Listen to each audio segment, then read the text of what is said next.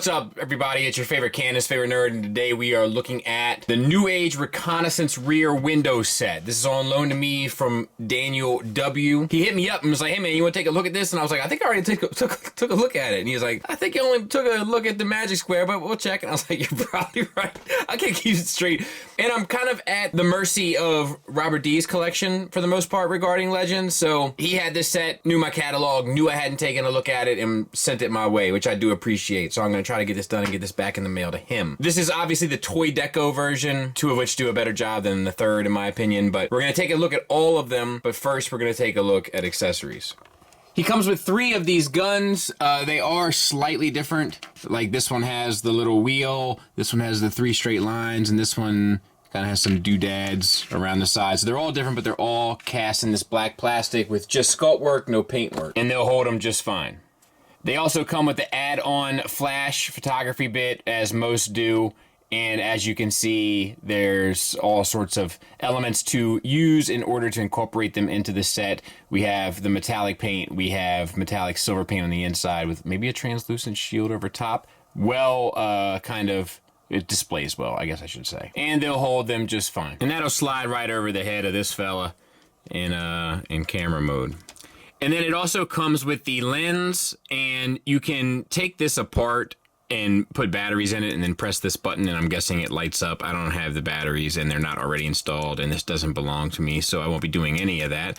But we'll just count it as a gimmick as well, and hopefully I can get this back on. I should have never touched it. I'll put it back on off camera. And that will plug right into the front of camera mode.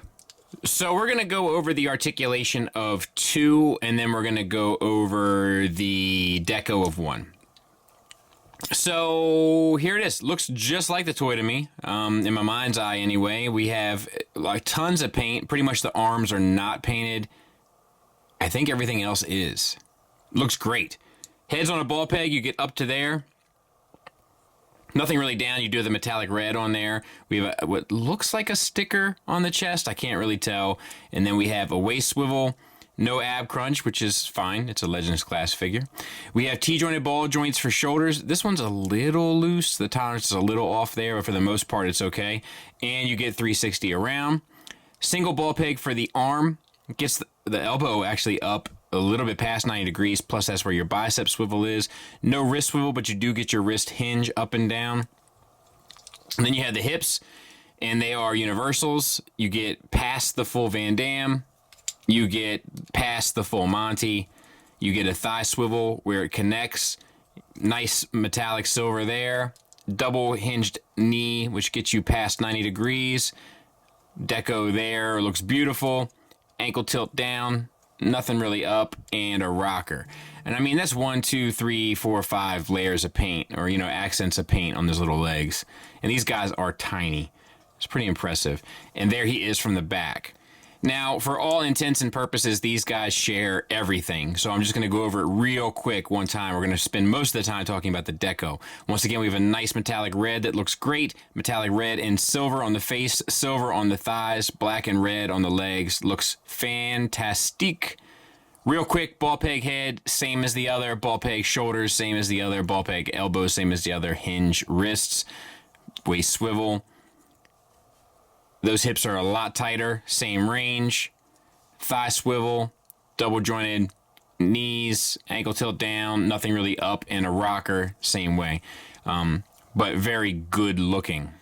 Now, this one doesn't look as close to the original kind of G1 toy to me. So that's a bit of a bummer. Like, the deco just looks off to me. But I do like the head sculpt. That's another thing real quick. I do wish that his head had that little, you know, it's a very kind of G1 toy thing. Articulation is exactly the same as the previous. We do have tons of paint, and I'm guessing, I don't know if that's I don't want to scratch it, but that might be Tampo paint. Looks good either way. Metallic paints, that translucent with the blue paint on there looks great. They're decoed beautifully, these things. And it's even more kind of amazing given their size. Just really, really, really well done. And there you have them all together with the usual suspects there, the Hasbro Legends class figure and the Iron Factory old school. So itty bitty fellas. And there it is next to Iron Factory Tarn. All right, let's get them transformed. Move the hands up 90 degrees on your wrist hinge, and then move the elbows up to try to make a box kind of basically out of your hands. Open up your chest.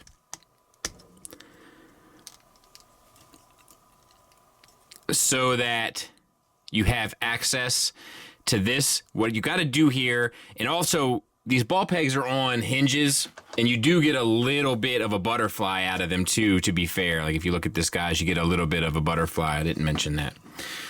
So you have 2 pegs here on the forearm. They peg into the abdomen, and then you have a peg here and a slot there. They peg into each other. And that is the goal, to try to move everything. My advice is to get the forearms first and then line up with the abdomen.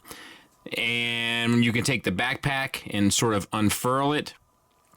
You'll notice that it won't align properly if you don't have this piece here rotated properly. And if you do, then it'll line up a lot closer and the deco will be right as well. And you can unfurl this little tab here, and that will let you know which side this guy goes on. Straighten the feet, or the feet, if you will, and open up this little tab here, flip this down, that'll fill in the space at the bottom of the feet, and then do the same on this side. And they're on double hinges there, so just make sure it's lined up right. And then you can fold in that one flap and tab them together. And then you basically have to like have him sitting almost like in a meditating, like samurai almost type pose. And then fold the feet back up against the back. And then bring this piece down, and that will peg in to the corresponding hole. And it's the same on the other one, except this piece is obviously facing the other way. So I'm going to go ahead and get that one done. Now this guy's obviously a little bit different, but not insanely so. So the arms are the same, fold up into the box the same exact way. And the chest and backpack are the only thing that's different.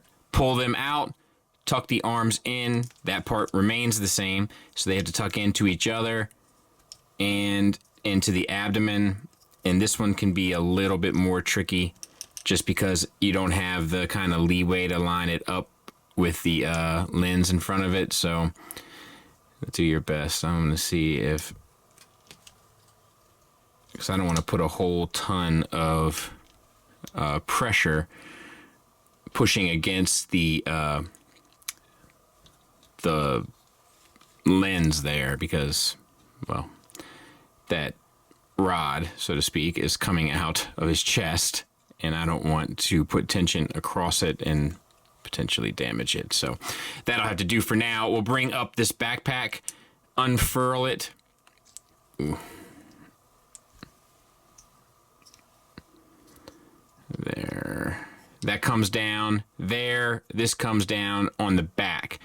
And then the legs are exactly the same. So flip them down. Use your tool to open this up, flip that down, flip that in, use your tool, I guess you should do it the right way. From here, open this up, flip that down, peg these together, put them in the praying pose or meditating pose, and flip these up. And then you just have to put it together. So there's a tab here and a slot there, and then there's also a slight tab there that'll clip in there, and then a slight tab here that'll clip in at the knee. And you want to start with the one that has the male connection. You'll notice that like there's a male and female connection point here. So it'll just save you a little bit of grief. Why am I there? And like I said, I'll get this cleaned up and we'll take a look at it, but that's it in a nutshell. It's just giving me a little bit of grief right now. Let's see if I can. There we go. And there it is, and it's fine. It doesn't stay stuck together, I feel like, as well as it should. It's fine, but like it feels like some of the tolerances are a slight bit off. And then also, I had to go and look at the other one. The other one has 4 holes for the camera, for the lens rather, to kind of connect into it, and this one only has 2. Unless there's some step that I missed, but I don't think so. The instructions that are included are actually for the kind of G1 cartoon versions, and they just, repacked them. So unless there's something specific about this one that I just, is not in the instructions, I mean, if then that's an instruction issue. So, but yeah, I think it's cool overall. It definitely gives me nostalgic feels. I mean, like you can see a little peekaboo going on there, but I kind of like that. Like, it just reminds me of the toys when I was, this toy, for those that had it, like, not everybody had it. It was kind of special if you had it. I had one. And, kids in the neighborhood would be like, how'd you get one? And because I think it was a mail away thing.